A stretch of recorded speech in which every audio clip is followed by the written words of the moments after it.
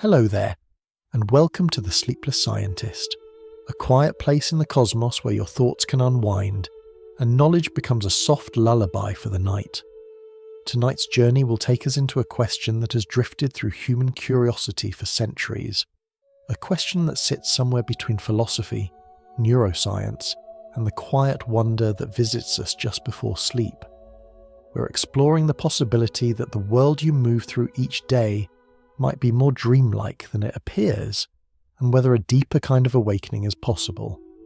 But before you settle in and get cozy, I'd love if you could take a moment to like this video and subscribe, only if you truly enjoy these gentle explorations of science and imagination. And when you're ready, feel free to leave a comment letting me know where in the world you're listening from, and what time it is for you right now. It's always comforting to see this little constellation of listeners scattered across countries and time zones, each settling into their own quiet corner of the night. Now, if the lights around you are dim and there's a soft hum from a fan or the stillness of your room, I invite you to relax your shoulders, loosen your breath, and allow your mind to drift a little. If your thoughts begin to wander, that is perfectly fine. Just let them drift. We'll still be here, unfolding tonight's story at a slow and peaceful pace. There are moments in life when the world feels as if it is wrapped in a thin veil. Moments when your surroundings seem to pause and hold themselves gently in place. You might be walking down a quiet street late at night, hearing your footsteps echo softly against the pavement. Or you might wake up before dawn and find the familiar outlines of your room looking slightly different, as if they are waiting for you to recognize them. These fragile moments have a way of inviting a very old and quiet question. How do you truly know that you are awake right now? It is not a question meant to unsettle you. It is more like an invitation, a small doorway into wonder. Each night when you fall asleep, you enter worlds that feel completely real while you're inside them. You speak, move, feel, and react without ever doubting the reality of the dream. A staircase leads you into a familiar house from childhood. A conversation unfolds with someone you have not seen in years. You walk through a hallway that you have never visited, yet somehow it feels like home. Only when you awaken does the dream dissolve, as softly as a breath fading on a window. If the mind can create such vivid worlds in the quiet of sleep, it naturally leads us to wonder how much of waking life is also shaped by the mind. Not because waking life is false, but because what feels real is deeply connected to how the brain interprets and assembles the world. Philosophers have asked this question for centuries. In the 1700s, René Descartes wondered whether any experience could be trusted as proof of wakefulness. He imagined a scenario where everything he sensed might be part of a dream, and the certainty he felt in the moment was no guarantee that he was actually awake. Of course, you are awake right now. You're listening, breathing, feeling the surfaces around you. Yet there is a gentle truth behind Descartes' question. The experience of realness, the feeling that this moment is solid and trustworthy, arises from within you. It is woven from your senses, your memories, and the silent work of your brain interpreting the world. This does not mean the world is an illusion. It simply means that your experience of it is shaped, coloured, and softened by the mind that perceives it. You have likely felt small hints of this before. Think of déjà vu, the uncanny sense that you have lived a moment before. You turn your head in a certain way, hear someone speak, or step into a room, and a strange familiarity washes over you. Even though your rational mind knows it is impossible, the feeling arrives with an unexpected clarity. Or think of those mornings when you wake up from a dream that clings to the edges of your awareness. The room around you feels real, yet something inside you hesitates for a moment, as if the dream has not completely let go. These experiences are not signs of confusion. They are simply reminders that the line between dreaming and waking is more delicate than we usually believe. Even during the day, your mind is constantly shaping the world you see. When you look at a room, your eyes do not capture every detail with perfect accuracy. Instead, your brain fills in missing pieces automatically, smoothing edges, adjusting colours, and building a coherent picture. In a sense, it is always creating a seamless story from incomplete information. You might think of it like a painter adding strokes to an unfinished canvas, completing the scene before you even realise something was missing. This quiet creativity happens every moment you're awake. So when you ask the question, what if this is a dream? The intention is not to doubt reality. The intention is to notice how deeply your mind participates in creating your experience. The softness of the pillow beneath you, the dimness of the room, the quiet rhythm of your breathing, these sensations are real, but the way you experience them is filtered through your awareness, shaped into something whole. Perhaps this is the beginning of a different kind of awakening. Not an awakening from the world, but an awakening within it. A gentle recognition that what you see and feel is partly the world outside, and partly the quiet work of perception inside. And somewhere between those two, in the space where sensation becomes experience, there is room for curiosity and wonder. As you settle more comfortably into your bed or your chair, you might notice the subtle weight of your body, the way the air rests against your skin, or the way your thoughts slowly drift like soft clouds. These small details are not distractions. They are invitations to presence, reminders that you are here, listening, and part of this unfolding moment. Whether the world is dreamlike or entirely solid, this moment is real in the only way that matters. You are experiencing it, and that is where our journey begins. When you open your eyes in the morning, the world seems to arrive all at once. Light spills across the room, familiar shapes take form, and the quiet rhythm of your surroundings begins to settle into place. It feels immediate, almost effortless, as though reality simply appears the moment you look at it. But beneath that sense of clarity lies something far more intricate and strangely beautiful. Your mind is not a passive witness to the world. It is an active creator, constantly shaping, interpreting, and refining what you perceive. In a very gentle sense, you are always dreaming, just in a way that is tethered to the signals coming from your senses. This idea might sound abstract at first, but it becomes much softer and easier to understand when you think of the brain not as a camera, but as a painter. A camera captures everything exactly as it is, pixel by pixel. But a painter begins with broad strokes, filling the canvas with colour, shape, and intention. The details come later, added with care until the scene feels alive. Your brain works much more like the painter. It does not wait for perfect information before creating your experience. Instead, it constantly predicts what the world should look and feel like, then adjusts those predictions using whatever sensory signals arrive. Imagine walking into a dimly lit room. Before your eyes have fully adjusted, you already have a sense of what is in front of you. You know the shape of your bed, the position of your desk, the height of your window. You move confidently, even though your vision is soft and incomplete. Your brain fills in the missing pieces automatically. You do not see the room as it is. You see the room as your mind expects it to be, corrected gently by the faint outlines your eyes provide. You can notice this at work in the simplest of moments.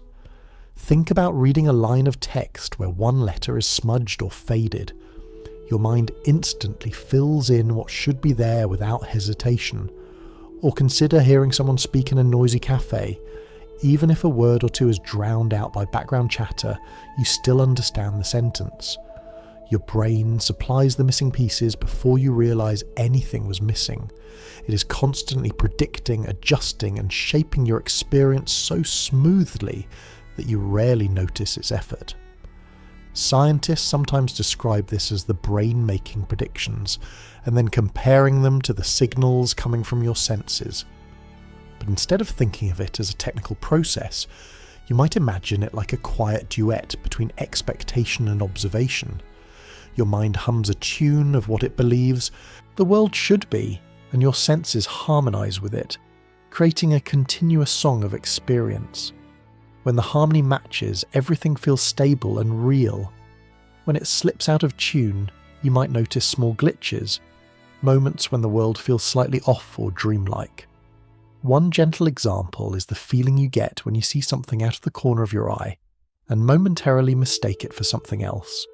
Perhaps you thought you saw a person standing in your hallway, only to realize it was a coat hanging on a chair.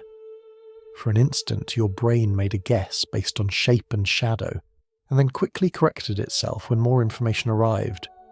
It is a brief flicker in the painting, a reminder that perception is not a perfect copy of the world, but a best attempt created in real time. Another example is the familiar hallway you walk down every day. You do not consciously observe the details each time. The lines on the floor, the texture of the walls, the pattern of the lights. Instead, your mind uses a stored version of that hallway, a kind of memory-based sketch. As long as nothing unusual happens, you glide through the space without noticing anything. Only when something breaks the pattern, a new object, a different sound, a change in lighting, does your attention snap into place. It is as though your mind says, "I know this scene already, I will simply replay it until something tells me otherwise." This is why the world can feel both solid and strangely dreamlike at the same time. Because the experience of reality is not built solely from sensory input. It is constructed from memory, expectation, imagination, and the constant stream of gentle predictions your mind uses to navigate the world. Even now, as you listen, much of what you feel is shaped from within. The rhythm of your breath, the idea of your body resting where it is, the soft awareness of the room around you. All of these sensations are woven together into a coherent moment through the quiet work of your brain. If you have ever had déjà vu, you have touched this directly. Déjà vu feels like remembering something that is happening for the first time. It is your brain's prediction system briefly misfiring, sending a message that this moment matches something from the past, even when it does not.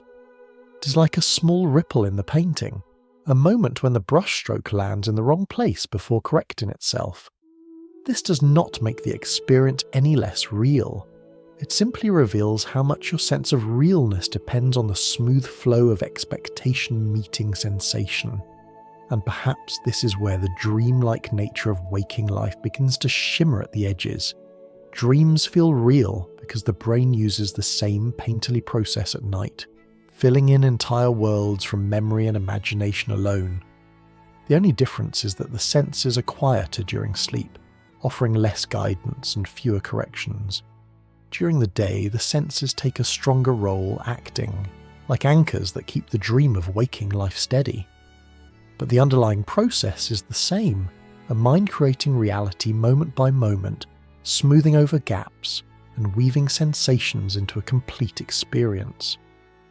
As you rest here, breathing softly, this idea might feel less like a theory and more like a gentle truth. Not everything you perceive is a perfect reflection of the world outside. Much of it is a conversation happening within you, a conversation between what you expect, what you remember, what you sense, and what you imagine. And knowing this does not make the world less real. If anything, it makes your experience richer. You're not just observing reality, you're participating in its creation. You are, in a quiet and beautiful way, always dreaming. Only now you are beginning to see how the dream is made. There are moments when the world seems to slip slightly out of its usual rhythm, as if something has shifted just a few degrees to the left of normal. These are not dramatic events. They are small, almost delicate sensations that pass through you like a whisper. You might be pouring tea into a cup, watching the steam rise in a soft spiral, when suddenly the scene feels strangely familiar. Too familiar. Or you might be walking into a room you've never visited before, and yet everything inside it feels as if you have been there long ago, even though you know that cannot be true. These moments are gentle, quiet, and fleeting, but they have a way of making you pause, as if waking into a slightly different version of the world. Most people know this feeling as déjà vu. It is a French phrase meaning already seen, though the experience is more like already lived. Déjà vu arrives like a small wave of recognition, washing over the present moment and leaving you briefly suspended between what you know and what you feel. Scientists, trying to understand this curious sensation, often describe it as a small misfire in the brain's memory systems, when the part of the mind that signals familiarity becomes active at the wrong time. But even this explanation benefits from a softer framing. Instead of thinking of it as an error, you might imagine it as a tiny ripple in the way your mind stitches the world together. A ripple where the thread of the present moment briefly crosses the thread of memory, creating a ghostly sense of repetition. There are other edges where reality grows thin and dreamlike.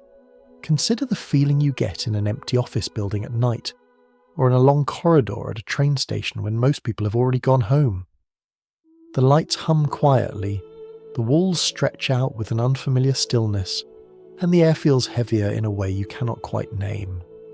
Nothing strange is actually happening, yet something in you feels out of place. It is a sensation that drifts between the known and the unreal, like stepping into a scene between worlds, a place waiting for the next chapter of a story to begin. Spaces like these are called liminal spaces. The word liminal comes from the idea of a threshold, a boundary between one state and another. These places are neither here nor there. A hallway is not meant to be a destination, it is a path. A parking garage is not a home, it is a transition.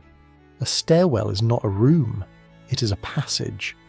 And yet, when you find yourself standing alone in one of these spaces, especially outside of their usual context, the quiet around you deepens. The familiar logic of the world softens. You begin to notice how much of reality is shaped not just by what a place is, but by what it is used for. When its purpose is absent, the world feels a little less anchored. Sometimes this feeling doesn't come from the world at all, but from within you.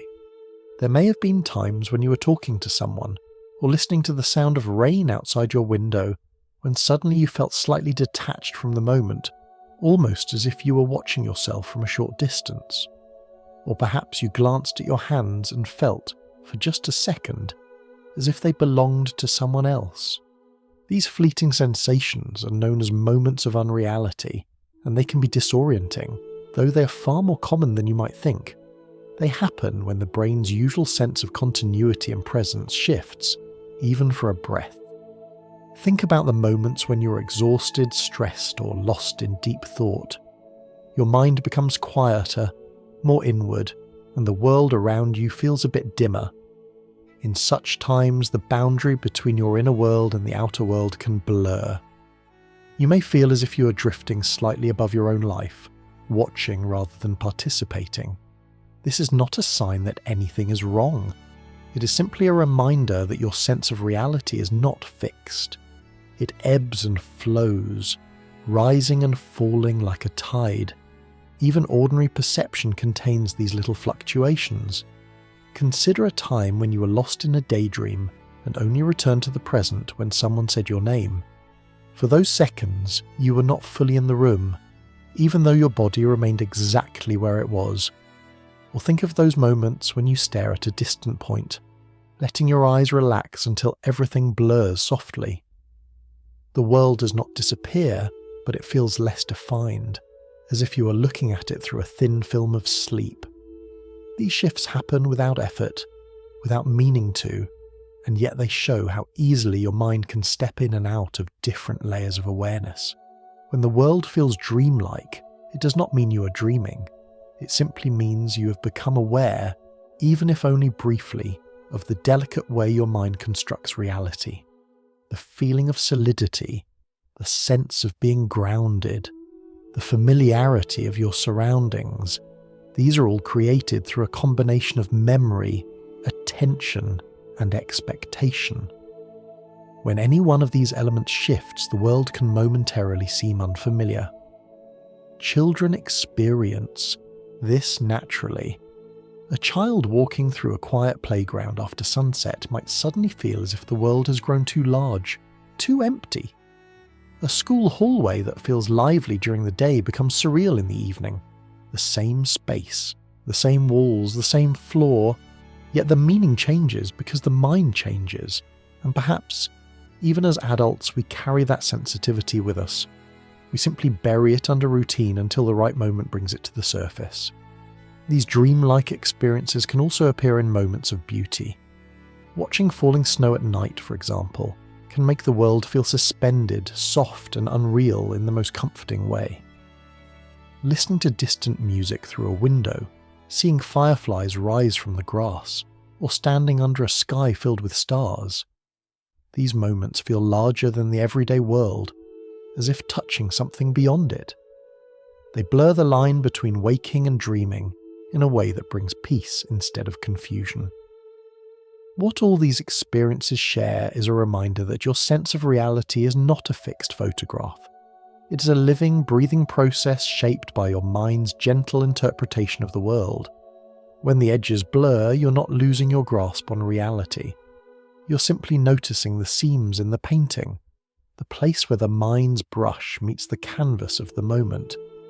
And perhaps this gentle noticing is where the journey of awakening begins, not by escaping reality, but by becoming aware of how delicately it is woven. If you sit quietly for a moment, perhaps letting your eyes relax or allowing your breath to settle into a gentle rhythm, you may begin to notice something subtle. The world you experience is not simply out there, arriving in perfect clarity through your senses. Instead, it feels as though the world is blooming inside you, shaped by your awareness in real time.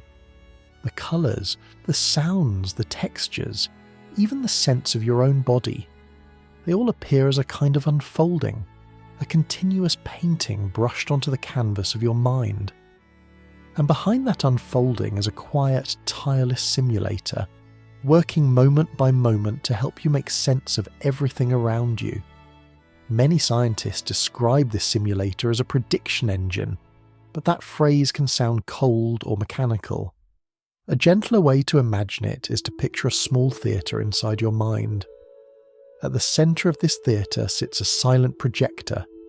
It plays an endless film created from your memories, expectations, sensations, and the steady hum of your inner world. When you open your eyes each morning, the projector does not wait to receive perfect information. It begins the movie instantly, using whatever it already knows to fill in most of the scene before the details even arrive. Imagine you wake up in your bedroom and look toward the window. You do not need to inspect every corner of the window frame. Your mind already knows its shape, its colour, and the way the morning light tends to spill through it. The projector plays this familiar scene for you, even as your eyes gather the finer details.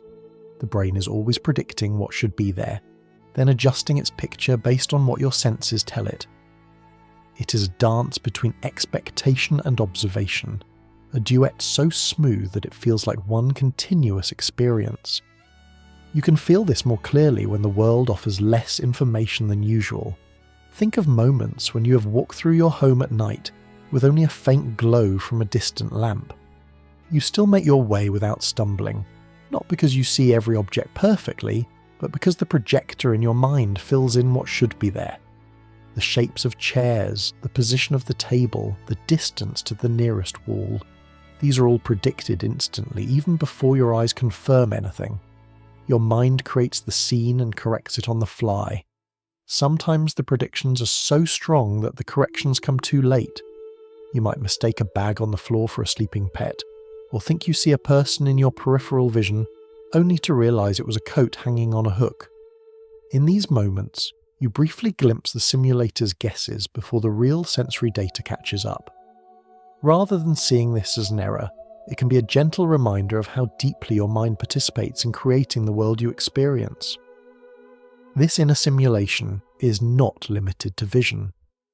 When you hear someone speak in a noisy place, you often fill in the missing words automatically.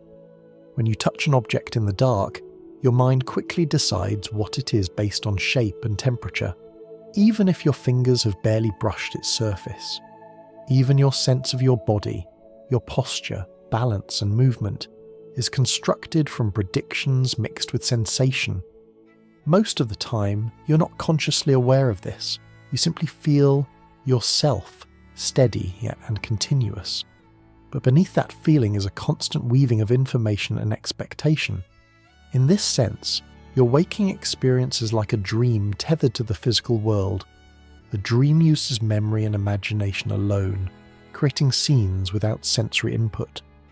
Waking life uses both inner imagination and sensory information, blending them into a seamless whole. The difference is not as large as it seems. Both rely on the same projector, the same painter, the same inner storyteller. Consider how your brain handles the world outside your field of vision. You cannot see behind yourself at this moment, yet you have a sense of what is there. You might know the layout of the room, the position of the door, or the location of a nearby chair. This awareness is not a result of direct observation. It is the simulator quietly filling in the space behind you, using memory to complete the environment. You're held inside a continuous scene that your mind constructs even when you're not looking. Another example appears in moments when you anticipate a sound before it happens. You might be waiting for the next note of a familiar song or expecting the soft click of a kettle before it finishes boiling. Your mind plays a subtle preview, almost like a whisper of the upcoming moment. And when the sound matches your expectation, the world feels smooth and predictable. When it does not, even in the slightest way, the shift can catch your attention, making you turn your head or pause for a moment. The simulator adjusts its predictions, learning, refining, and preparing new expectations for the future. This gentle simulation is not a flaw. It is one of the brain's most remarkable abilities. Without it, the world would feel chaotic, unpredictable, and overwhelming. Instead, you experience a consistent reality that flows naturally from moment to moment. Your mind softens the edges of the world, fills in the blanks, and creates continuity where there is none. The world you experience is not a static photograph. It is a continuous story told in the language of light, sound, memory, and sensation. Even emotions are woven into this simulation. When you walk into a familiar place that holds memories, your childhood room, an old cafe, a quiet corner of a park, your mind infuses the space with the feelings you associate with it. The simulator does not simply show you the visual details. It recreates the emotional atmosphere, layering it onto your perception. In this way, reality becomes a blend of the outer world and the inner world, shaped by your history, your expectations, and your gentle predictions. If you look closely, you might notice that this simulation never truly stops. Even with your eyes closed, your mind continues to generate scenes, fragments of memory, imagined landscapes, or drifting shapes of colour and light. The projector keeps humming, creating a world from within, whether or not the outside world is offering input. This is why dreams can feel so vivid. They're built from the same machinery that constructs waking life, only without the steady guidance of your senses. Seeing your mind as a silent simulator does not mean that reality is false or imaginary. Instead, it highlights the intimate relationship between your inner and outer experience. The world you perceive is a partnership between what exists outside you and the way your mind interprets it. And somewhere in that partnership lies the quiet possibility of awakening, not from the world, but within it. There is something quietly magical about the moments just before sleep arrives. Your thoughts begin to loosen, drifting away from the tasks and concerns of the day. The edges of reality soften, like watercolour paint meeting clear water. You may feel your body grow heavier or lighter, or simply more distant. And then, Almost without notice, the first shapes of a dream begin to appear. A place you have visited long ago, or a face that has been missing for years, or an impossible scene that makes perfect sense while you're inside it. It is as if another world quietly unfolds beneath the surface of this one. Dreams are one of the clearest reminders that your mind is capable of generating entire realities without any input from the outside world. When you dream, your eyes are closed, your body is still, and most of your senses are quiet. Yet the inner projector does not stop working. It simply draws its material from a different source: memory, imagination, emotion, and the swirling patterns of the sleeping brain. In a gentle way, dreams are proof that the simulator inside you is always active, even when you're no longer awake to guide it. During a specific stage of sleep known as rapid eye movement, or REM sleep, the brain becomes surprisingly busy. Scientists have likened REM sleep to a storm of activity, but we do not need to imagine it as a storm. We can think of it more like a quiet orchestra tuning itself in the dark. Electrical patterns ripple through the brain, stirring memories and sensations. Fragmented images rise and fall, blending into each other without the usual rules that govern waking life. In this stage, the brain is both deeply at rest and strangely alive. The dreams that arise in REM sleep can feel astonishingly real. You might find yourself walking through a street that seems solid beneath your feet, or touching the surface of a table that feels as clear as anything you've touched while awake. You may hear voices, smell flowers, feel the warmth of sunlight, or experience emotions so vivid they linger after you open your eyes. The richness of these scenes shows that the brain does not simply imagine reality, it creates it in detail with texture and atmosphere. It is fascinating that while you dream, you almost never question the truth of the dream. Even the strangest events, a sudden shift from one location to another, a conversation with someone who should not be there, a flight through the air, feel entirely natural while you're experiencing them. Your mind accepts the dream world without hesitation. Only upon waking do you realize how impossible some parts of the dream were. This unquestioned acceptance is a clue to the nature of perception itself. When the simulator paints a world around you, whether in dreams or in waking life, it feels real because the feeling of realness comes from the inside. Think of how smoothly the mind blends different elements in a dream. A street from your childhood might sit next to a building from your workplace. A friend from your past might speak with the voice of a stranger you saw on the train. Time and distance collapse. The logic of the world stretches like warm wax, shaping itself into scenes that make perfect sense while you're inside them. In a dream, there is no need for consistency. The inner storyteller does not demand that events follow the laws of physics or the rules of common sense. It simply creates. Dreams can be unsettling at times, but they can also be gentle and comforting. You may dream of a place where you once felt safe, or a person you have missed for years. You might find yourself revisiting a memory that has softened at the edges, or drifting into a landscape that feels more like a painting than a place. Dreams allow your mind to explore without limits.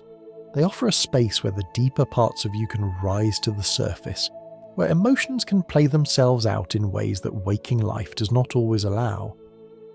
There is something else remarkable about dreams. The brain's sense of self often shifts during them. In many dreams, you feel like you, but that feeling can be surprisingly flexible. You might find yourself speaking in a voice that is not quite your own, or reacting to events in ways that feel unfamiliar. You might even dream of watching yourself from a distance, as though you are both the actor and the audience. This fluidity of identity reveals that the sense of I is not anchored in a single, fixed place. It can float, dissolve, or change shape depending on the dream's unfolding story. This flexibility also appears in a unique state known as lucid dreaming, where the dreamer becomes aware that they are dreaming while still inside the dream. In this state, something extraordinary happens. a part of the mind that is usually quieter during sleep, the part that understands, reflects, and makes decisions, begins to wake up. It is as if a soft light turns on inside the dream, and the dreamer realizes that the world around them is being generated from within. They may even influence the dream, choosing to walk through a forest, or fly above a mountain, or simply observe the colours shifting around them.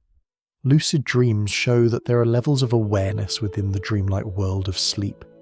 They suggest that consciousness itself can expand or contract, depending on how awake or asleep different parts of the mind are. This raises an interesting question, not a frightening one, but a gentle curiosity. If you can become more awake inside a dream, could you also become more awake inside your waking life? Dreams are a nightly reminder that consciousness is not a simple switch between on and off. It is a spectrum, a gradual blending of awareness, imagination, memory, and sensation. And this spectrum does not disappear when you open your eyes. The same quiet simulator that creates your dreams continues to shape your waking reality.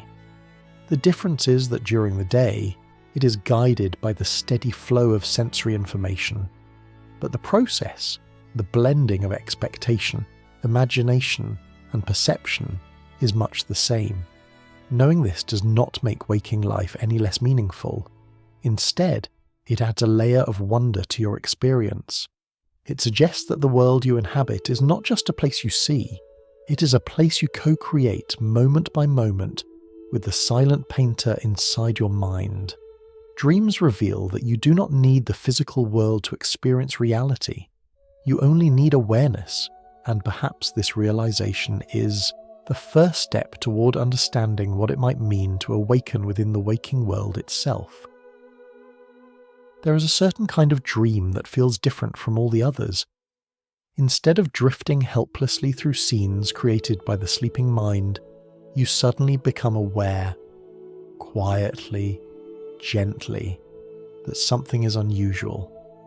Maybe you notice that the clock on the wall has numbers that do not make sense, or that the street you're walking down bends into a shape that could never exist in waking life. Perhaps a stranger speaks your name, and you hear it as if it is coming from inside your own thoughts. And then, with a kind of soft surprise, you realize, I am dreaming. Most people who experience this awareness describe it as a moment of clarity, like a small lantern being lit inside the mind. The world around them does not disappear. It simply becomes translucent, as if made from light rather than solid matter. This delicate experience is known as lucid dreaming, and while it feels almost magical, it is grounded in something deeply human. The ability of the mind to become aware of itself. In a normal dream, the part of the brain that handles reflection and decision-making rests quietly. The inner storyteller creates scenes without interruption, weaving memories and imagination into a flowing narrative. But in a lucid dream, the reflective part of the mind, the part that asks questions, makes plans, and recognizes patterns, wakes up just enough to notice what's happening. Suddenly, the dreamer is no longer just a character in the story. They become something else, something more like the reader of the story, or the watcher behind the scenes. Scientists have studied lucid dreaming using gentle, non-invasive brain scans. They have observed that during a lucid dream, certain regions of the brain become more active, particularly those involved in awareness, memory, and decision-making.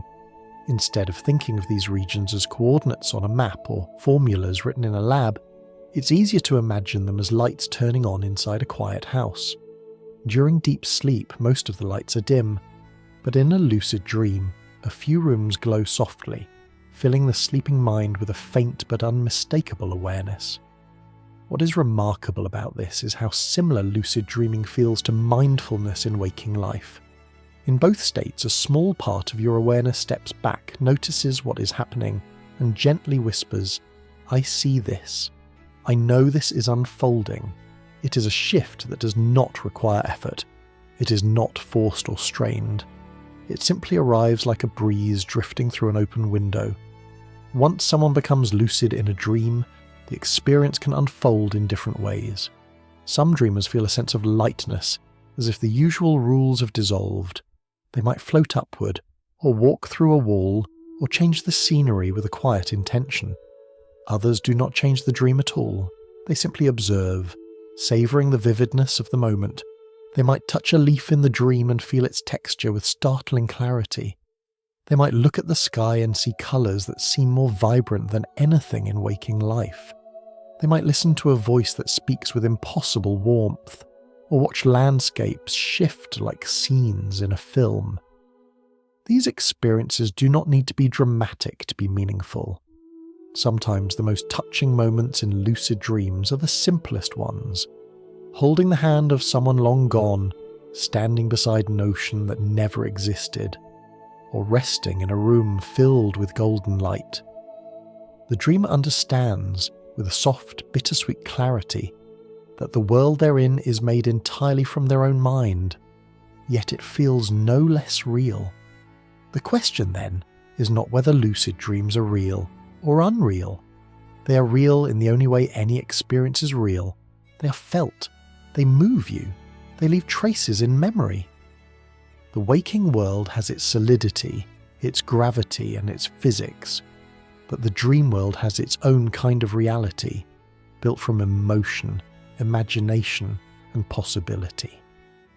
And because the same mind creates both worlds, lucid dreaming offers a gentle doorway to understanding the nature of awareness itself.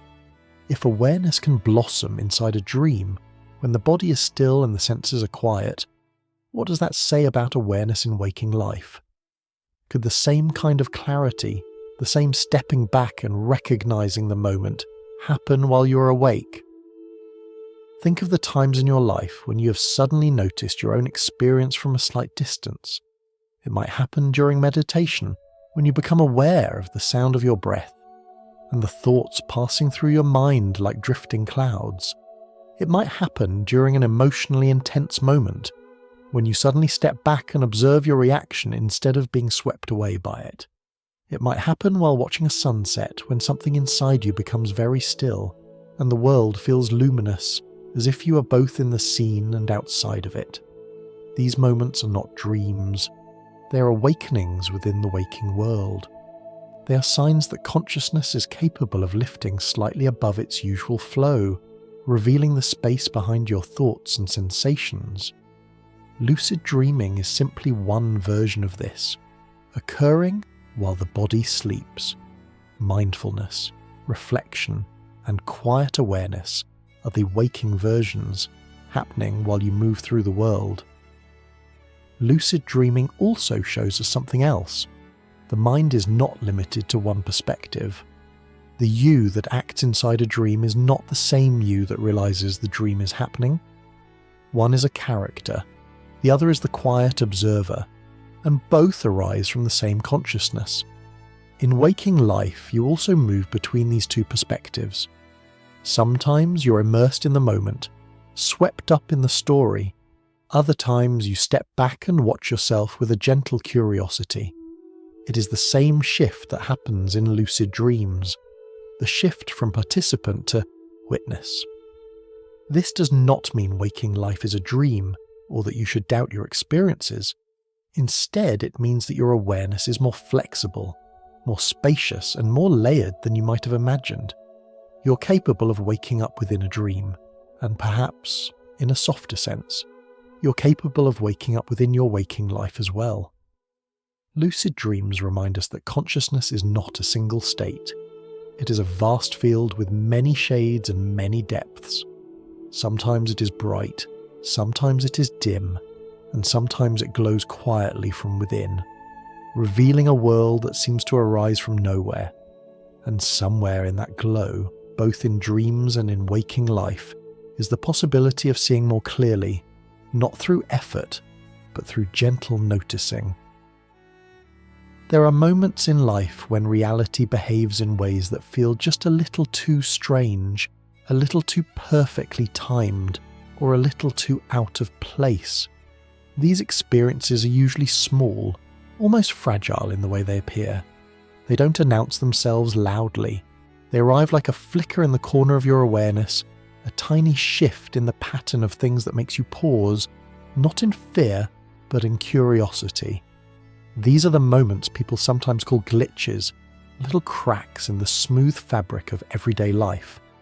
And while science offers gentle explanations for each of them, the feeling they leave behind often lingers, like a whisper in a quiet room.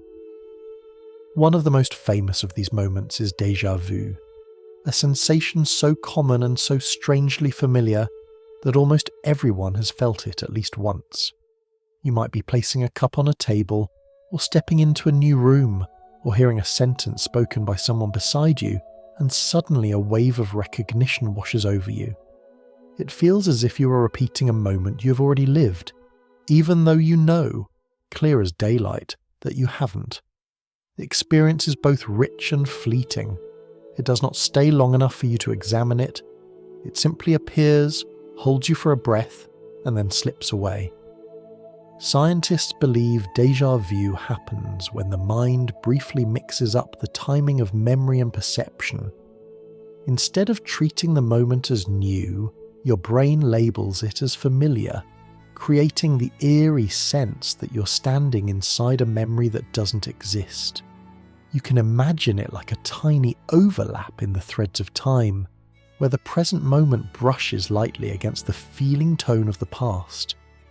There is nothing dangerous or unusual about this, just the quiet demonstration that your mind is constantly matching the present to an entire library of remembered experiences.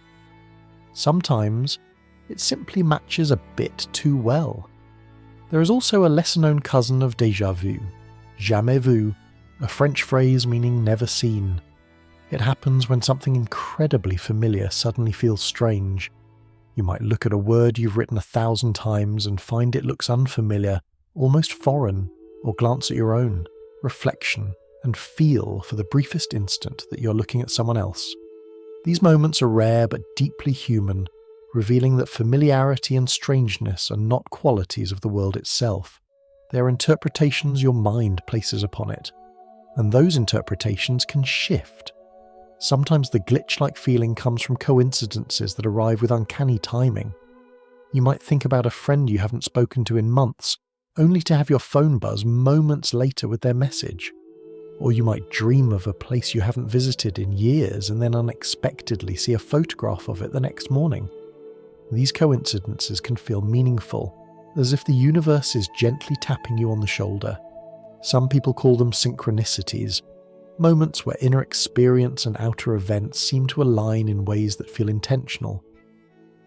From a scientific perspective, these are natural byproducts of the brain's pattern-seeking nature. Your mind is always searching for connections, weaving meaning between events. When two things align, the moment shines brighter in your memory. But even when we understand the mechanism behind it, the feeling remains special. There is a soft poetry to these coincidences that no explanation can fully take away. They remind us that life still has room for mystery. Another category of these dreamlike moments appears in the form of time distortions. You may have had the experience of hours passing with the weight of minutes while doing something absorbing, like reading or walking in nature. Or the opposite, minutes stretching into what feels like an entire afternoon when you're waiting for news, or standing in a quiet room listening for something uncertain. Time, as we experience it, is not measured solely by clocks. It swells and contracts according to attention, emotion, and the rhythm of your awareness. The mind bends time gently, often without your permission. There are also moments in which the world around you suddenly feels like it is running a fraction of a second behind or ahead of your thoughts. This can happen when you're extremely tired, when you're deep in concentration, or when your mind shifts into a more reflective, meditative state. The world seems slightly out of sync, as if you were watching it from one step removed. These moments do not signal malfunction.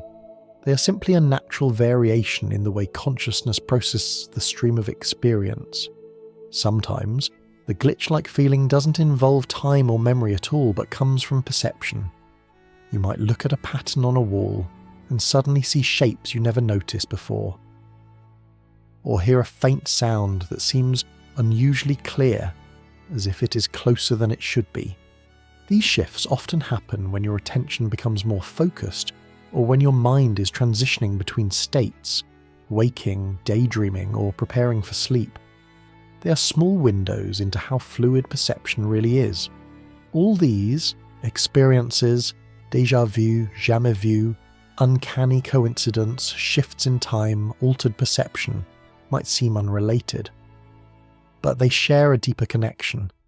They reveal how much of your reality is shaped by the mind rather than the world outside. When the simulator that guides your perception adjusts its settings even slightly, the world can feel unfamiliar, or oddly familiar, or strangely significant. The experience can feel dreamlike, not because the world has changed, but because your way of interpreting it has shifted. You can think of these moments as gentle reminders that reality is not a fixed, unchanging structure. It is something woven from sensation, memory, expectation, and the quiet predictions your mind makes every moment. When the pattern shifts, even a little, the world feels different, softer, looser, almost like the edge of a dream. These moments do not mean that the world is unstable or that your perception is unreliable. Instead, they offer a glimpse into the delicate partnership between the world and the mind. They show you how the inner simulator works, how it blends the present with the remembered, the expected with the surprising, the literal with the imaginative, and seeing even the smallest part of that process can feel like a kind of awakening, a gentle widening of awareness. If you let yourself rest in the quiet mystery of these experiences, you may begin to appreciate them in a new way. They are not errors. They are small invitations, glimmers of the deeper layers of consciousness that usually remain hidden beneath habit and routine. They remind you that the world is not only something you walk through, it is something you participate in, shaping and reshaping it with your awareness. There is a particular kind of quiet that doesn't simply fill a room, it reshapes it. It is the quiet you hear when you step into a long hallway late at night, after most people have gone to sleep. The lights hum faintly, your footsteps echo just a little too loudly. The air feels unmoving, as though the building itself is holding its breath. In that moment, the hallway doesn't feel like a hallway anymore. It feels like a threshold, an in-between place where the world seems to pause before deciding what it wants to become next. These are what many people call thin places, moments or locations where reality feels unusually delicate, almost transparent. Not in a frightening way, but in a way that makes you aware of the subtle layers of experience that are always present but rarely noticed. Think of waiting rooms, stairwells, empty train platforms, hotel corridors at dawn, parking garages late in the evening, places where you don't usually stay, where time feels stretched and the world feels strangely undecided. These spaces are transitions by nature, neither one thing nor another, and stepping into them can make you feel as if you've momentarily stepped outside the familiar rhythm of everyday life. The feeling that arises in these places is similar to the sensation of waking up just a little bit inside a dream, noticing the edges of the scene rather than only the story unfolding inside it. The ordinary world suddenly gains a soft glow of unreality, as if you are glimpsing the scaffolding behind the stage. You might become aware of the faint flicker of fluorescent lights, or the distant thrum of machinery. You might notice the echo of your own breathing, or the subtle shifting of shadows. Every detail feels sharper, yet also more hollow, as if the world is showing you its frame rather than its content. This experience is not limited to physical spaces. It can arise inside you as well. Consider the last seconds before you fall asleep, when your thoughts begin to slip away and the boundary between waking and dreaming becomes almost impossible to define. You're still aware, but your mind grows lighter, drifting into a liminal zone where images flicker like reflections on water. Or think of the moment after waking from a vivid dream, when you open your eyes but the dream has not yet fully released its hold. The colours in the room feel altered. Your sense of your body feels slightly detached. You know you are awake, yet something of the dream still lingers around the edges. This in-between state, neither fully here nor entirely gone, is a natural part of how consciousness works. Your mind is not a rigid machine that snaps instantly from one mode to another. It is more like a shifting tide, rising and falling between layers of awareness. When you move between waking and sleeping, between alertness and rest, between focus and drifting thought, you pass through subtle transitions that often go unnoticed. But in certain moments, particularly when you're quiet or alone, these transitions become easier to perceive. You glimpse the movement of your own awareness as it shifts from one space to another. There are everyday experiences that invite this kind of subtle awareness. Think of walking through fog early in the morning. The world looks softened, the edges of objects blur, and the horizon is hidden. Distance becomes uncertain. Sounds feel muffled. In such moments, the familiar outlines of reality soften, and you might feel as though you are walking inside a dream. Fog is not mysterious in itself, it is simply moisture in the air. But the way it alters perception creates a liminal atmosphere, a place where the world feels momentarily transformed. Music can do this as well. Hearing a song from childhood while sitting alone in a quiet room can create an emotional shift that feels like stepping into another time. The space around you is the same, yet your inner world changes. Memory rises like a warm tide, blurring the boundary between now and then. For a moment, you're both in the present and gently touching the past. This too is a thin place, a soft crossing between layers of experience. Even nature participates in these dreamlike transitions. Standing under a sky full of stars, especially far from city lights, can make you feel both small and deeply connected to something vast. The darkness above you seems endless, the stars quiet and ancient. The air grows still, the mind naturally sinks into a contemplative state, almost like the pause between two breaths. Here too the world feels thinner, more spacious and more mysterious. It is not that the stars change, it is the shift in your awareness that creates the feeling. Liminality can also arise during emotional transitions. When you're waiting for important news, or when you're about to make a life-altering decision, or when you're standing at the doorway of a new beginning, the world around you can feel suspended. Time stretches. Your thoughts blur at the edges. The present moment grows unusually vivid, as if lit from within.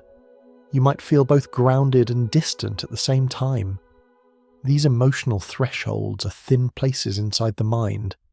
Moments where the story of your life is about to turn, yet the next page hasn't been revealed.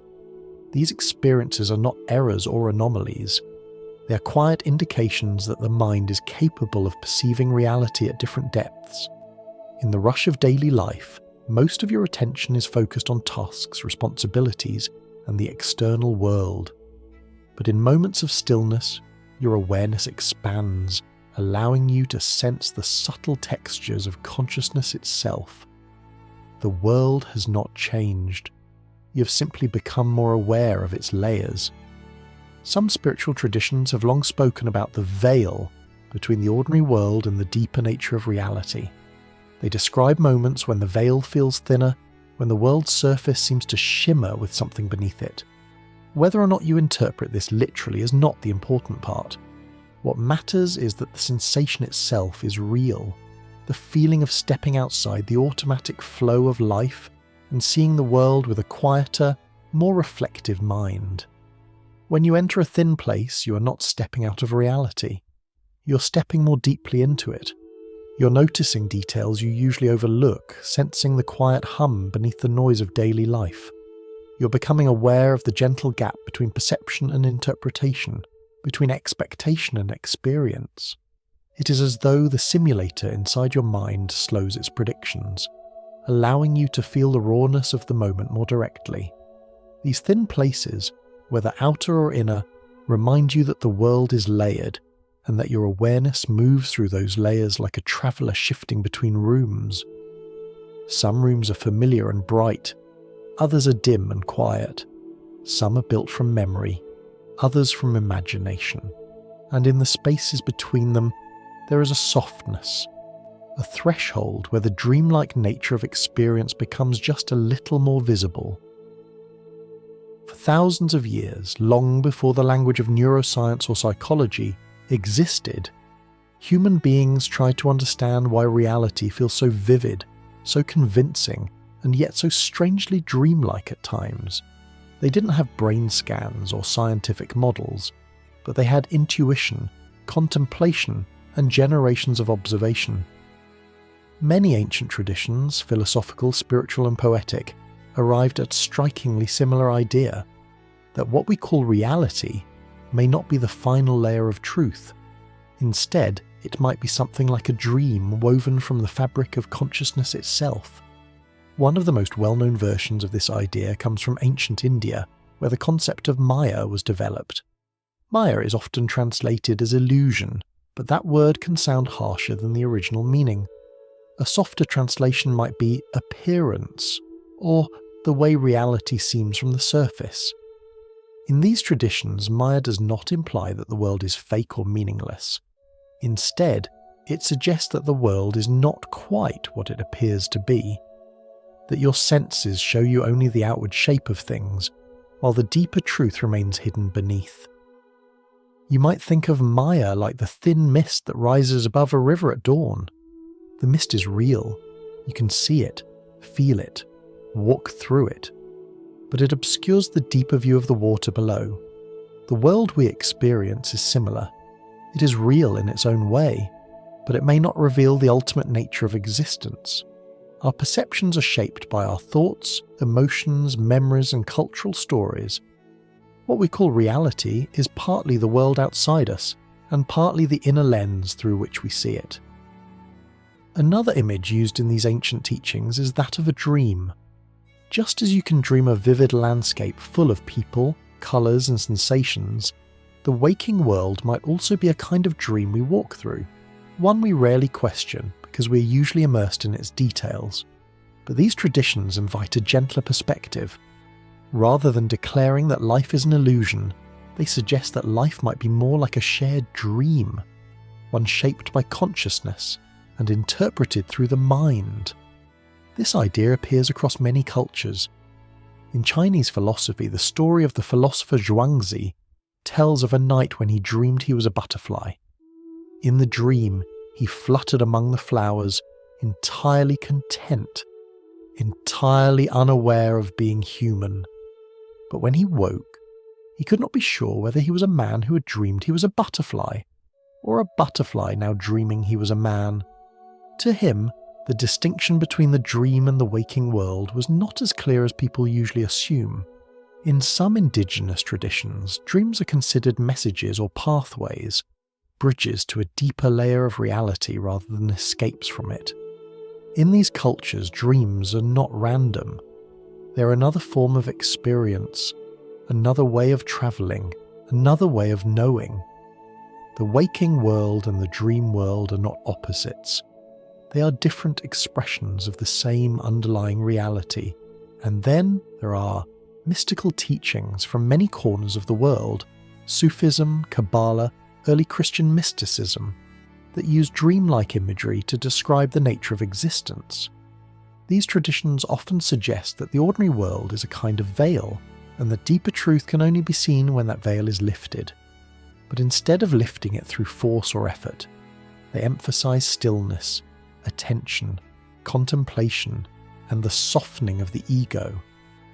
They teach that awakening is not a sudden escape from the world, but a gentle shift in the way we experience it. When you step back from all these traditions and look at them together, a pattern begins to appear.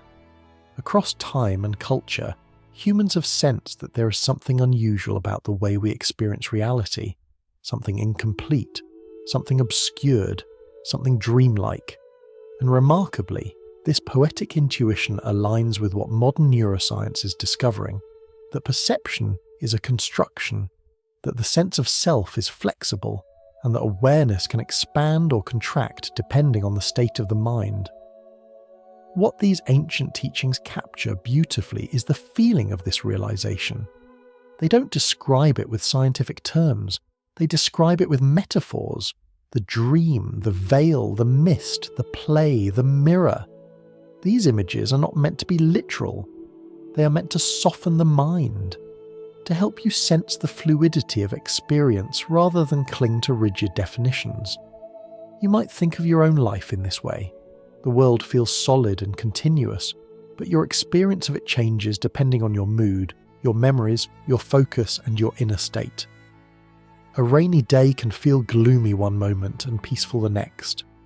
A familiar room can feel warm when you're at ease and suffocating when you're overwhelmed. The same event can feel joyful or painful, depending on the story you tell yourself about it. This shifting quality of experience is exactly what these traditions point to.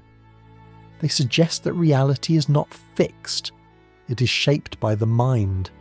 And if the mind is capable of shaping reality, then it's also capable of seeing beyond it, of recognizing the deeper layers beneath the surface.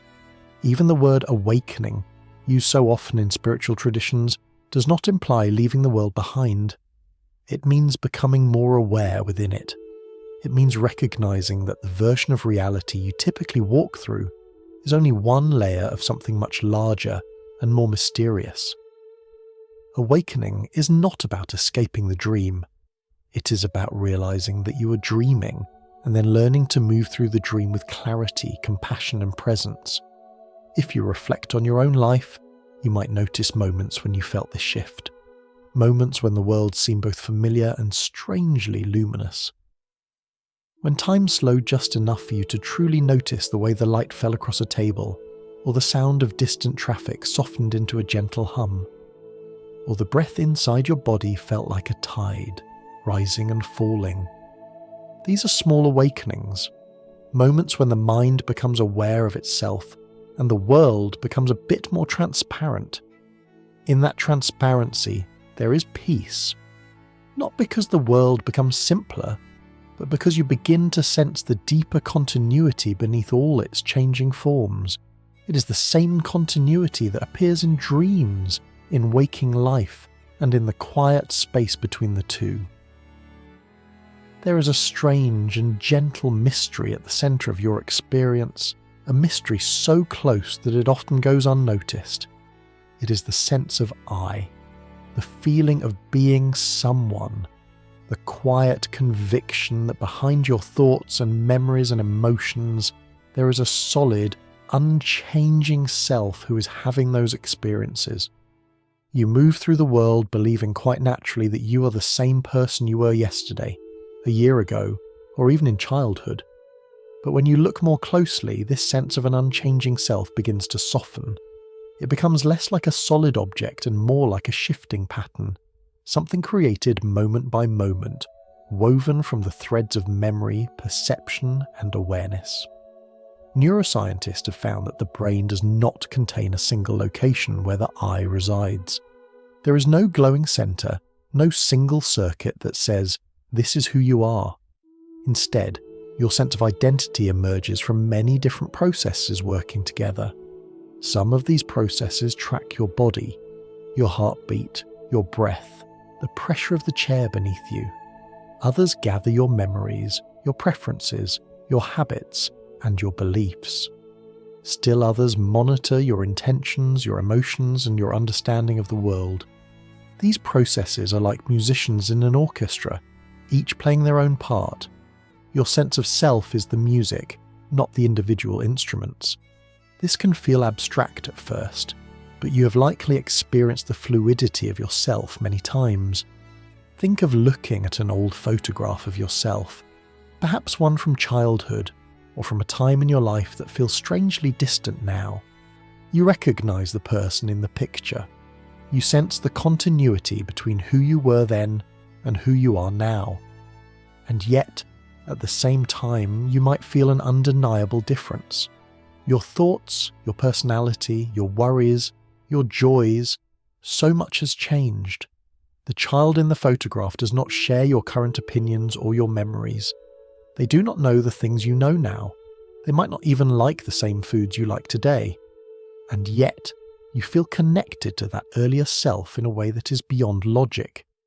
This strange combination of difference and continuity hints at something profound. The you who experienced that past moment is not exactly the same as the you who's remembering it now. And still, the feeling of being a continuous person persists. This is one of the most beautiful qualities of consciousness. It creates a narrative, a story that links all your past selves into one unfolding character. But the story is not fixed. It changes as you change. You can also notice the softness of the self in the way your opinions shift over time. Perhaps you once believed something with certainty, only to later see the world from a different angle. Or maybe you discovered that a fear you carried for years was based on an assumption that no longer feels true. Yet even as your beliefs evolve, your sense of being you remains steady. It is as if the mind keeps updating the character, refining the story, while still insisting that the character is the same. Moments of strong emotion reveal this fluidity even more clearly. When you are angry, the world seems shaped by anger. When you are joyful, everything feels lighter. When you're tired, the self can feel small and fragile. When you're inspired, it can feel expansive and bright. The self shifts, stretches, contracts, and transforms depending on mood, context, and state of mind. And yet, beneath all these changes, you still feel like the same person. If the sense of I can shift so dramatically, from childhood to adulthood, from joy to sadness, from confidence to doubt, then what is the I actually made of? It seems less like a single, unchanging thing and more like a dynamic process, a story the brain tells itself to keep experience coherent. You're not a fixed identity. You're an unfolding. This idea can sound unsettling at first, especially if it is misunderstood. But when approached gently, it can be deeply freeing. The fact that the self is constructed does not mean you are unreal or that your life lacks meaning. It simply means that your identity is more flexible, more spacious, and more open than the mind often assumes. Instead of being a stone, the self is more like a river, always moving, always renewing, yet always recognizable. You can sense this fluidity in moments when your internal narrator becomes quiet, maybe during meditation, or while lying on a beach listening to the waves, or while sitting on a train watching the world slide past the window. In these moments, thoughts come and go without gripping so tightly. Emotions rise and fall more gently. The need to define yourself loosens. You feel more like awareness itself, a soft presence watching the story unfold rather than a character trapped inside it. If the self is partly a construction, a model created by the mind, then what does it mean to wake up? Perhaps awakening does not mean discovering a new self, but loosening the grip on the old one. It might mean seeing that the I you carry so tightly is not the whole of who you are. It's a helpful tool, a familiar companion, but not the ultimate truth. Awakening could be the simple recognition that you're not only the character in the dream, you're also the awareness in which the character appears. You're the open space that holds your experiences, not only the experiences themselves. And this recognition does not erase your worth, your story, or your uniqueness. In fact, it can deepen your appreciation of them. When you stop clinging to the idea that you must always be the same person, you make room for growth, compassion, and change. You allow the story of your life to unfold with more softness and less pressure. You begin to see yourself not as a fixed point, but as a living, breathing part of a much larger dream. There is a quiet moment in every deep investigation of the mind when the question naturally shifts from, how do I experience the world, to who or what is behind that experience. It is a gentle, inevitable curiosity. Once you begin to see how the mind constructs reality, how it blends memory with sensation, expectation with perception, you may find yourself wondering who the architect of this inner world truly is. What is guiding the simulation? What is shaping the dream of waking life? There is no need to hurry toward an answer. In fact, the beauty of this question lies in its openness. Tonight's exploration doesn't ask you to choose a belief. Instead, it invites you to step into a spacious field of possibility, where several gentle explanations coexist like stars in the same night sky. One of the simplest explanations, perhaps the most grounded, is that the architect is the brain itself. According to neuroscience, your brain is constantly working to create the world you experience. It receives signals from your senses, but those signals are incomplete and often noisy. To make sense of them, the brain builds models of what is likely happening around you. These models guide your perception, allowing you to understand the world quickly and efficiently. In this view, the brain is like a quiet craftsman working behind the scenes, always shaping, adjusting, and refining your experience. Imagine your brain as a painter who begins each moment with broad strokes, filling in the general picture of the world, then adding detail as new information arrives. You see a shape moving in your peripheral vision. Before you even turn your head, the brain predicts that it might be a person, a shadow, or a familiar object. Only after you look does it correct its initial guess. This constant cycle of prediction and correction makes your perception feel seamless, solid, continuous, and real. If this explanation is true, then the architect of your experience is not mysterious. It is the physical organ beneath your skull, quietly weaving your reality from a mixture of sensation and memory. But this is only one possibility. Another view suggests that the architect might not be the brain alone. Instead, the architect could be the universe itself, an unfolding, ever-changing field of energy and matter that your mind interprets through its own filters. In this perspective, the mind is less like a creator and more like a translator.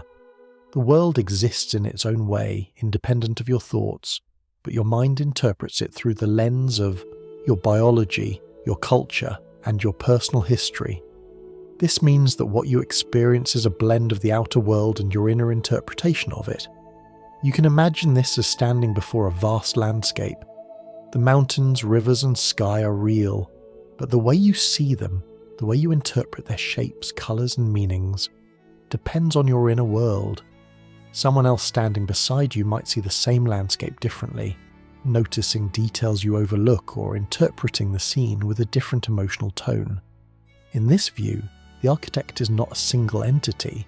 It is a collaboration between the mind and the universe, each contributing its part to the experience. There is yet another possibility, one that belongs to the oldest spiritual and philosophical traditions. In these teachings, the architect might be something deeper than the brain or the physical world. Some traditions speak of a universal consciousness, a kind of shared awareness that underlies all experience. According to these views, individual minds are like waves on the surface of a vast ocean. Each wave has its own shape and movement, yet it is never separate from the water beneath it. Your thoughts, emotions, and perceptions arise within you, but they might be expressions of something larger, something shared. This idea does not require you to imagine a separate being controlling your experience. Instead, it suggests that consciousness itself is fundamental, and that every individual mind is a unique expression of that larger field. It is a gentle idea, not a claim. It does not insist on belief. It simply offers a different way of understanding the source of your awareness, one that has resonated through centuries of introspection, meditation, and spiritual exploration. A related perspective comes from the psychologist Carl Jung, who proposed the concept of the collective unconscious. Jung suggested that beneath the personal memories and experiences that form your individual identity, there lies a deeper layer populated by shared symbols, archetypes, and patterns. These are not literal images stored in the mind, but ideas and shapes that all humans seem to recognize at some level. The wise old figure, the hero's journey, the shadow self, the nurturing parent.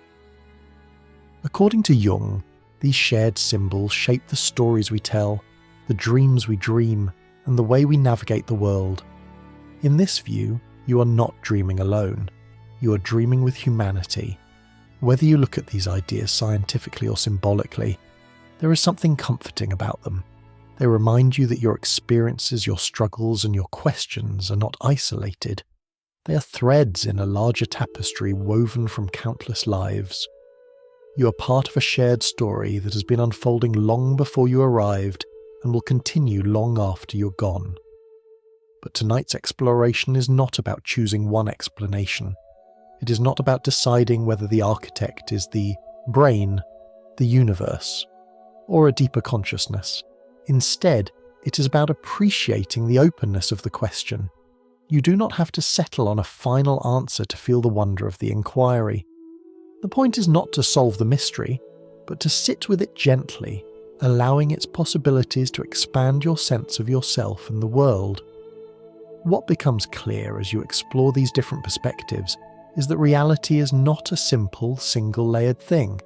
It is shaped by biology, by culture, by personal experience, by the physical world, and perhaps by something more. Your awareness is influenced by all these layers, each contributing its own texture and nuance. Understanding this can bring a sense of humility, curiosity, and peace. As you breathe softly and feel the weight of your body resting where it is, you might notice that awareness itself feels spacious. There is room for questions, room for shifting perspectives, room for change. And in that spaciousness, you might sense that the architect of your experience is not something distant or foreign. It is woven into your perception, your memories, your body, and the world around you. Whoever or whatever the architect may be, you are intimately connected to it. When you step outside your private experience for a moment and look at the world around you, it becomes clear that reality is not something any one person constructs alone. You walk through streets designed by others, speak a language inherited from centuries of ancestors, follow rules and patterns created long before you were born. You share jokes, stories, symbols, and meanings with people you have never met. In this way, each of us lives inside not only our own inner world, but also a vast shared simulation built collectively across generations. Reality is something we create together. This shared creation begins in childhood. Imagine a baby learning to see colours. At first, the child's experience of colour is raw, more sensation than concept. But then the adults around them begin naming things. Blue sky, green leaf, red ball. The child learns these words not just as labels but as categories, ways of carving the world into meaningful shapes. Over time, the child's perception of colour begins to align with the culture they grow up in. In one part of the world, there might be several words for a single shade of blue. In another, there might be no separate word for what some languages call green and others call yellow. The world does not change, but the way the mind sees it does. This is one example of how a shared simulation forms through language shaping perception. Culture deepens this shared dream even further. Consider the rituals that mark different points in a human life. Birthdays, weddings, holidays, graduations. These events gain meaning because many people agree on their importance. Without that shared agreement, they would simply be gatherings or dates on a calendar. Instead, they become milestones, emotional landmarks that guide the story of a life. Culture creates shared symbols, a candle on a cake, a ring on a finger, a cap tossed into the air. These symbols link individual experiences to a broader human narrative. Education is another powerful kind of shared simulation.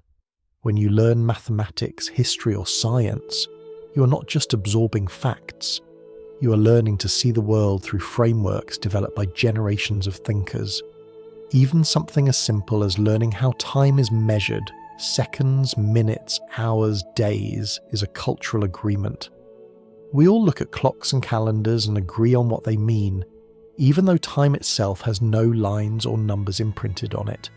Our collective agreements turn the abstract into something familiar, something we can navigate together. Social media brings this shared simulation into even sharper focus. A trend that starts in one country can spread across the world within hours. Millions of people can laugh at the same joke, worry about the same news story, or celebrate the same moment, even if they never meet. Social platforms create what feels like a giant communal dream, where emotions ripple across vast distances and people feel connected by shared experiences they encounter on screens. It's not unusual to scroll through your phone and see the same themes repeating. New fears, new hopes, new symbols, spreading like waves through collective awareness. These systems of language, culture, education and media work together to align our individual simulations. They don't erase our differences, but they give us enough shared structure to communicate, collaborate and build societies. In this sense, waking life is a collaborative dream.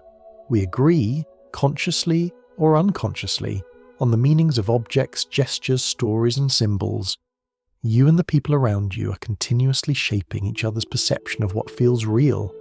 Even the idea of normality is part of this shared dream. What one culture sees as polite, another sees as distant. What one group considers brave, another considers reckless. What one language expresses in a single word, another cannot express without a long explanation. Yet within each shared simulation, people behave as though these definitions are simply the way things are. Reality, in this sense, is a mosaic made from many overlapping agreements. Think about the shapes of cities. A traffic light means stop to nearly everyone, not because the universe has assigned meaning to the glowing red circle, but because society has collectively agreed to treat it that way. A passport, a currency bill, a school diploma, these objects have power because people collectively believe in the stories attached to them. If that belief disappeared, these items would be nothing more than paper and ink. The simulation works because millions of minds participate in it at once. But shared reality is not only built from rules and symbols, it is also shaped by emotions and imagination. Consider the way people respond to stories, novels, films, myths passed down for centuries. These stories shape our sense of good and evil, of justice, of love, of destiny. They help us understand the world not just intellectually, but emotionally. Even scientific ideas often spread through metaphors. Time as a river, gravity as a kind of invisible fabric, the mind as a small theatre. Our collective imagination builds bridges between individuals, making the world feel coherent. This shared simulation is not a deception. It is a way for humans to live together, to form families, communities, and civilizations. But when you look at it closely, you begin to see that much of what feels solid in your life is in fact the product of shared meaning. This realization does not make life less real. Instead, it reveals the immense creative power of human minds working together. Each person carries a small world inside them, and those worlds overlap in countless ways. Understanding this overlap can be a kind of awakening. When you see how much of your reality is shaped by collective belief, you begin to recognize that not all beliefs are equally fixed. Some are deeply rooted and helpful. Others are inherited without question. Others may no longer serve you. Waking up in this sense does not mean rejecting reality. It means noticing the stories you participate in and choosing which ones to keep. You might begin to recognize that some of the pressures you feel are not your own. They come from shared expectations about success, beauty, or identity. Some of the fears you carry may be echoes of cultural stories rather than reflections of your deepest truth. Some of your dreams may be shaped by what society encourages you to desire. Seeing these influences softly, not with resistance but with awareness, can help you navigate life with more clarity and compassion. A shared simulation can be beautiful. It allows people to understand one another, to comfort one another, to build together. But it becomes even more beautiful when you realize you can step back and see the simulation as a story, not a prison. And stories, no matter how large, can be rewritten gently, one moment of awareness at a time. There is a quiet art to noticing what is happening in your own experience. It does not require effort or strain. It does not require you to question your sanity or doubt the world around you. Instead, it begins with something much simpler and gentler: the art of pausing. When you pause long enough to notice what is happening inside you and around you, a tiny shift occurs. The automatic flow of thoughts slows, the familiar rhythm of daily life softens, and within that quiet space you begin to see where your experience comes from, how it is formed, and how it changes moment by moment. This is the essence of a reality check, not the dramatic kind portrayed in movies or thrillers, where a character pinches their arm to determine whether they're dreaming. A real reality check is much softer. It is simply the act of bringing your attention back to the present moment, back to what is actually happening right now, instead of what your thoughts are telling you about it. In lucid dreaming, a reality check is used to help the dreamer recognize that they are inside a dream. In waking life, a reality check is a way to become more present, more awake within your own awareness. One of the simplest reality checks happens when you look at a clock. You may have done this without realizing. You glance at the time, look away, and then look back a moment later to make sure you read it correctly. This is not because you believe you're dreaming. It is because the mind sometimes skims details when it is distracted or absorbed in its own thoughts. By looking twice, you bring yourself back into the moment. You remind your awareness to pay attention. Another gentle reality check occurs when you reread a line of text. Most people experience this while reading a book, studying a document, or scrolling through their phone. You reach the end of a sentence and suddenly realize you have no idea what you just read. Your eyes continued moving, but your mind was elsewhere, thinking about tomorrow's plans, replaying a conversation, or drifting into a daydream. When this happens, you go back and read the line again. You return to the present. This is a brief awakening inside waking life, a tiny shift from mind-wandering to mindful attention. Even the old gesture of pinching yourself, often told in stories as a way to check if you are dreaming, can become a soft awareness practice when framed correctly. You do not pinch yourself to question reality. Instead, you lightly touch your own hand, noticing the sensation with interest. You feel the temperature of your skin, the texture, the slight pressure of your fingers. This simple act anchors you in your body, reminding you that you are here, in this moment, experiencing the world through your senses. Reality checks can also involve asking yourself a few gentle questions, not to interrogate reality, but to orient your awareness. Questions like, what am I feeling right now? Or, what sensations are present in my body? Or, what sounds can I hear in the room? Bring you back to direct experience instead of the stories the mind is constantly telling. These questions do not need answers in words. The value lies in the act of noticing. For instance, if you ask yourself, what am I feeling? You might notice tension in your chest, warmth in your hands, or a subtle restlessness in your thoughts. If you ask, what am I assuming right now? You might realize you are reacting to something from memory rather than something unfolding in front of you. These soft inquiries help you see the difference between reality and the thoughts layered on top of reality. This distinction is important. Many of the moments that cause suffering, worry, regret, fear, arise not from direct experience but from the stories the mind constructs. A reality check is not about doubting the world, but about stepping out of those stories long enough to breathe. It is a chance to return to the raw simplicity of the present moment, where experience is often much gentler than thought. There are also natural reality checks woven into everyday life. Moments when the world surprises you, when someone calls your name unexpectedly, when a sound comes from behind you, when a colour catches your eye in an unusual way. These tiny moments of alertness pull you out of your inner simulation and into immediate perception. For a breath or two, you're simply aware, without commentary.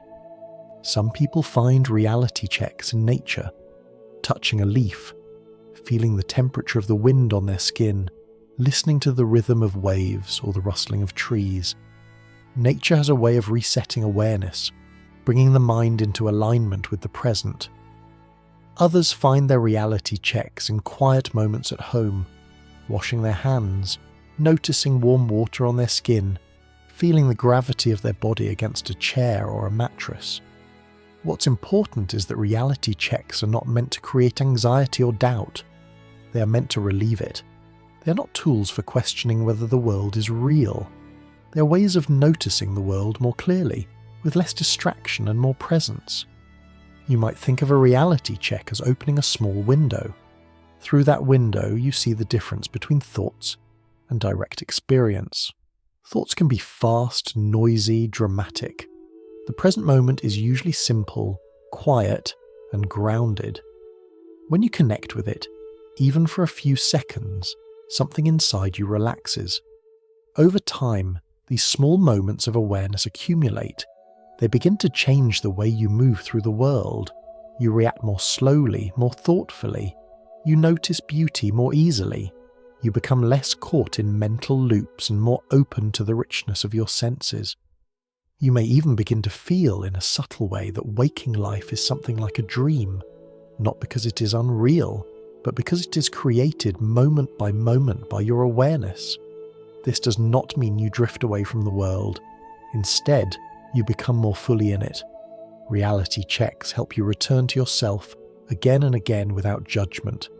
They help you step out of automatic patterns and reconnect with the simplicity of being alive. And perhaps that is what it really means to test the edges of your world. Not to push against them or escape them, but to touch them with awareness. To feel the breath as it rises and falls. To notice the soft flicker of light in the corner of the room. To remember, even for a quiet second, that you are here, awake inside a moment that is unfolding fresh and new. There are moments in life when awareness becomes unusually clear, as if someone has quietly cleaned a window you did not realize was fogged. These moments often happen without warning. You might be sitting on a bus listening to the steady hum of the engine, when suddenly the world feels sharper and more vivid. Or you might be lying in bed, noticing the weight of your body against the mattress, when your thoughts slow just enough for you to feel a stillness beneath them. In these brief intervals, you are not only experiencing the moment, you are aware that you are experiencing it. This is the essence of mindfulness, and it is remarkably similar to lucid dreaming. In a lucid dream, there is a shift from unconscious participation to conscious observation. The dream continues, but something inside you wakes up and says, "I know this is a dream." In mindfulness, a similar shift happens. The world continues, but you awaken just enough to notice what is unfolding. You might think, "I know I am feeling this emotion," or "I know I am hearing this sound," or "I know I am breathing." The experience does not change. What changes is the part of you that is noticing it. This kind of awareness does not require years of training or special conditions. It simply asks for a moment of attention. You can begin with your breath. Without changing anything, you allow yourself to feel the air entering your body and the air leaving it. You notice the gentle rise of your chest, or the soft movement of your belly. You may even notice the tiny pause that happens at the top of an inhale, or the bottom of an exhale. These sensations are always here, but you rarely feel them fully unless you pause to notice. You can also bring your awareness to the weight of your body. Feel the points of contact between you and the bed, or the chair, or the ground. Notice the gentle pull of gravity, how it anchors you, how it holds you without effort. This awareness is like placing a hand on the present moment, grounding you in something simple and immediate. You're not thinking about breathing or imagining your body. You're feeling it, directly, silently. Mindfulness can also arise in the way you notice sound. As you listen now, perhaps you hear the subtle texture of the room around you, the soft hum of a fan, a distant vehicle, the faint shifting of air. These sounds are part of your reality, but they often remain in the background. When you bring awareness to them, they become a gentle anchor, pulling you into the present. You begin to realize that the world is not silent. Even the quietest moments are filled with delicate detail. When you practice this kind of noticing, you're stepping back from the automatic flow of experience. You're not trying to stop your thoughts. You're not trying to control your emotions. You're simply observing what arises, letting it come and go like waves rolling across a shore. Thoughts drift by, sensations shift, emotions rise and fall, and through it all you remain the quiet observer. This state of being, a blend of presence, curiosity and ease, is what many traditions call lucidity while awake. It is not a mystical trance or a dramatic transformation. It is a soft shift, a slight opening where awareness sees itself. One of the most remarkable qualities of mindful lucidity is that it requires no spiritual belief, no philosophical commitment, no complex technique. It is accessible to anyone, at any moment. You do not need to sit cross-legged or chant. You do not need to close your eyes or isolate yourself from the world. You only need to be here, noticing the simple reality of your experience. You can practice this lucidity while doing very ordinary things. When you wash your hands, you feel the temperature of the water, the texture of the soap, the movement of your fingers. When you stand in sunlight, you feel the warmth on your skin. When you take a sip of tea, you notice the flavour, the heat, the way it moves down your throat. Each of these small acts becomes more vivid when you bring awareness to them. They become moments of waking up within your waking life. Some people describe mindfulness as stepping one layer back from the movie of experience. Instead of being swept away by the story, its drama, its tension, its plot, you become aware of the screen on which the story is playing. The screen is not separate from the movie, but it is not changed by the movie either. It is always here, stable and open, no matter what appears on it. In the same way, the awareness behind your experience remains steady even when your thoughts are busy or your emotions are intense. In this sense, mindfulness is not about becoming calm or empty. It is about seeing clearly. It is about recognizing that you are not only the character moving through the story, you're also the awareness in which the story arises. You're the space that holds your thoughts, not only the thoughts themselves. You are the field that contains your sensations, not only the sensations. This lucidity can bring great peace. When you witness your thoughts rather than becoming lost in them, they lose some of their heaviness. When you feel your emotions with awareness rather than resistance, they become more fluid and less overwhelming. When you notice your body directly, you reconnect to a sense of grounding and presence that the mind often ignores. And perhaps most gently of all, mindful lucidity helps you see the dreamlike quality of waking life. Not in a way that makes the world feel unreal, but in a way that makes it feel more intimate. When you see how your mind shapes every moment, you also see how precious each moment is. Each breath, each sound, each touch, each emotion. They all arise and dissolve like scenes in a dream. And by noticing them, you honour them. Lucid awareness while awake does not pull you out of life. It invites you more deeply into it. It allows you to experience the richness of your senses, the softness of your thoughts, the subtle movements of your inner world. It offers a doorway into presence, a quiet invitation to wake up not from the world, but within it. There is something quietly transformative about experimenting with awareness, not in a dramatic or forceful way, but in the soft, tentative manner of someone touching the surface of a still pond with a fingertip. The water ripples, then settles. Your mind works the same way. Small, gentle shifts in attention can change the tone of an entire moment, turning the ordinary into something luminous, and the familiar into something slightly more mysterious. These experiments are not meant to prove anything or achieve anything. They are simply invitations to notice life more fully, to inhabit your experience with a bit more clarity and a bit less habit. One of the simplest experiments begins with emotion. Emotions often feel solid, heavy waves that sweep you into their momentum. But what happens if, instead of reacting immediately, you pause for a few seconds and watch the feeling as if it were a visitor? Imagine anger arriving like a sudden gust of wind. Instead of tightening around it, you take one slow breath. You don't push it away, you don't surrender to it. You simply observe how it feels in your body, the heat in your chest, the quickening of your breath, the pulsing beneath your skin. When you treat emotion as a passing weather front rather than a storm you must become, it changes shape.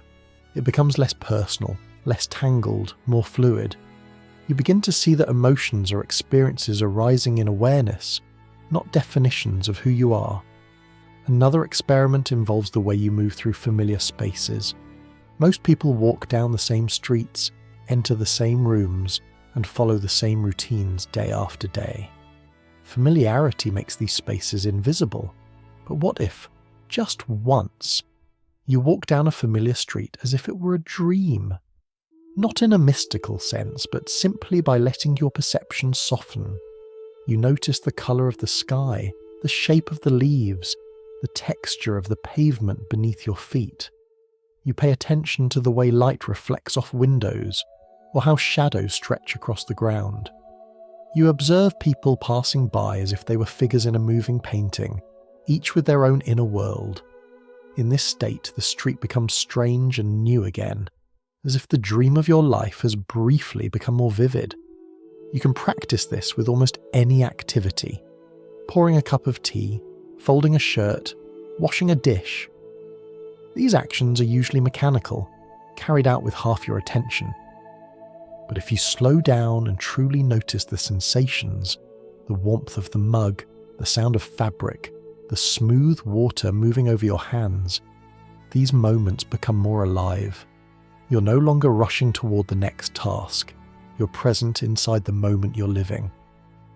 A third experiment is journaling, not as a task on a to-do list, but as a way of honouring the small, strange or meaningful experiences that drift through your days. Sometimes you may notice something unusual, a dream that clings to your memory, a coincidence that feels oddly timed, a sudden sense of clarity that appears in the middle of an ordinary moment. Writing these experiences down gives them shape. It helps you see patterns you might miss otherwise. And sometimes, as you write, you begin to see your own thoughts from a slight distance. You notice how the mind interprets things, how it creates stories, how it blends imagination with memory.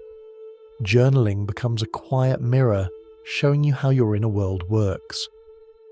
Not all experiments involve introspection. Some involve engagement with the world. You might practice listening more deeply, not just to words, but to tone, rhythm, and silence. When someone speaks, you can try to hear the emotion behind their voice, the layers of meaning that are not contained in the words alone. This kind of listening opens a new dimension of connection. It reminds you that every person you meet is living inside their own simulation, shaped by their experiences, beliefs, and stories. Seeing this does not separate you from them. It brings you closer. You can also try an experiment in slowing down your reactions. When something irritates you, a long line, a loud noise, a delay, you might pause before responding. Not to suppress your irritation, but to watch it unfold for a second or two. You may notice that the irritation rises quickly, peaks, and then begins to soften, often faster than you expect. By giving yourself a tiny bit of space, you gain perspective. You're no longer swept into the automatic narrative of frustration. Instead, you are watching the narrative from outside, which changes your relationship to it. One of the gentlest and most powerful experiments is simply noticing your breath at random times during the day. You don't have to breathe slower or deeper. You only need to notice what is already happening. Perhaps your breath is shallow. Perhaps it is full. Perhaps it pauses slightly at the top of the inhalation. Whatever it is doing, The act of noticing connects you to the present moment without forcing anything. It grounds you in your body, softening the hold of thoughts. These experiments are not about detaching from life. They're about entering life more fully, with more presence and less automaticity. There is a misconception that treating reality like a dream means withdrawing from the world or doubting your experiences. But in this context, the dream metaphor is not about escape. It is about engagement. It reminds you that reality is shaped by awareness, and when awareness becomes clearer, life becomes richer. Imagine walking through a foggy morning. At first, everything seems vague and distant, but as the fog thins, the world emerges with greater clarity. The shapes of trees, the outline of a house, the texture of the grass all come into focus. Mindful awareness works the same way. It does not change the world, it clarifies your perception of it. The fog lifts, and you see the details that were always there but seldom noticed. These gentle experiments also help you relate to your inner world with kindness. When you treat your thoughts like passing clouds rather than rigid truths, you create space for softness. When you observe your emotions without judgment, you allow them to transform naturally. When you walk through life with even a single extra breath of awareness, the world becomes more vivid, more precise, more alive. And somewhere within these small awakenings lies a subtle shift. You begin to feel that reality is not a fixed structure you must navigate, but an unfolding experience you participate in. You're not trying to escape the world. You're learning to see it clearly. You're discovering what it feels like to wake up inside your own life. There is a gentle shift that can happen in a person's life. Not a dramatic awakening with flashing lights or sudden revelations, but a quiet turning of the mind toward a different way of seeing. It does not happen all at once. It often begins with small moments of clarity, the way dawn begins with a thin line of light before the sun has fully risen. And just like dawn, the shift is not about leaving the night behind. It is about seeing the world with a little more softness and a little more truth. Imagine for a moment that all the gentle experiments, reflections and moments of awareness you've been exploring slowly weave themselves into your daily life. Nothing changes on the outside. You still wake up in your bed. You still have responsibilities, people you care for, places you go. The world looks as it always has, but something inside you has softened, not in weakness, but in clarity. The sense of being trapped inside a rigid story begins to dissolve. The heavy idea of a fixed self loosens its grip, and the world around you becomes just a bit more spacious. One of the first shifts people notice after this kind of awakening is that they cling less tightly to their personal story. The story is still there, your memories, your identity, your dreams, but it no longer feels like a cage. You begin to see that the story is something you have, not something you are. You're no longer defined by the thoughts running through your mind or the emotions passing through your heart. Instead, you begin to notice the awareness beneath them, the quiet witness who has been there all along, watching the story unfold. This shift often brings a gentler relationship with the past. Regret softens, not because the past becomes perfect, but because you no longer feel the need to carry it like a weight. You see that the person you once were was trying their best with the understanding they had at the time. You begin to treat your younger self with compassion rather than criticism. You might even feel gratitude for the mistakes, the efforts, the lessons that shaped you. And something similar happens with the future. The anxious projections that once crowded your mind begin to lose some of their power. Fear still arises at times, as it does for everyone, but it no longer takes over the entire landscape of your awareness. You begin to see that the future is a story your mind is telling itself, one possibility among many. Instead of being caught in that story, you breathe, return to the present moment, and allow the unknown to remain unknown. This does not make life passive. It makes life clearer. You respond to situations as they arise, not as your fears imagine them. Another change that emerges from this gentle awakening is a deepened sense of compassion for yourself, for others, and for the shared vulnerability that all humans carry. When you understand that everyone lives inside their own simulation, shaped by their past, their beliefs, their emotions, and their wounds, it becomes easier to forgive. Not in a way that excuses harm, but in a way that sees the humanity beneath it. You begin to recognize that people's actions often come from pain, confusion, or habit rather than malice. This understanding softens your reactions. It allows you to listen more deeply. It allows love in all its forms to move more freely. In this state, everyday life becomes unexpectedly beautiful. Simple things, sunlight on a wall, the steam rising from a cup, footsteps on a quiet evening street, carry a richness they didn't have before. You begin to notice the details that were once overlooked, the way the world is always shimmering with life, and you realize that you do not need grand experiences to feel awake. You need only to be present with what is unfolding. Awakening also changes how you relate to your thoughts. Instead of believing every thought that arises, you begin to watch them.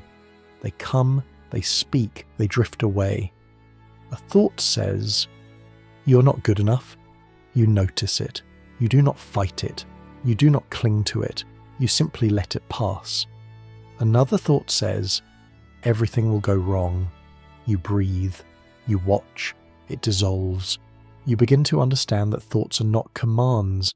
They are weather. Patterns of the mind that shift with time, mood, and circumstance. And like weather, they do not define the sky. You may also find that your relationship to time changes. You no longer rush through your days as if life were a race. Instead, you move more gently, more deliberately. Even your busy moments carry a quiet awareness. You still work, still plan, still strive, but the inner pressure begins to ease. You become less focused on getting somewhere and more attuned to where you are. This shift does not make you less effective. On the contrary, it often makes you more focused, more steady, and more able to respond instead of react. Perhaps the most beautiful change is the sense of spaciousness that enters your life. Even when challenges arise, and they will, you feel a subtle distance between the situation and your inner world. You can hold difficulty without being consumed by it. You can feel sadness without drowning in it. You can experience joy without gripping it too tightly. Life continues with all its ups and downs, but you meet it with a new kind of grace.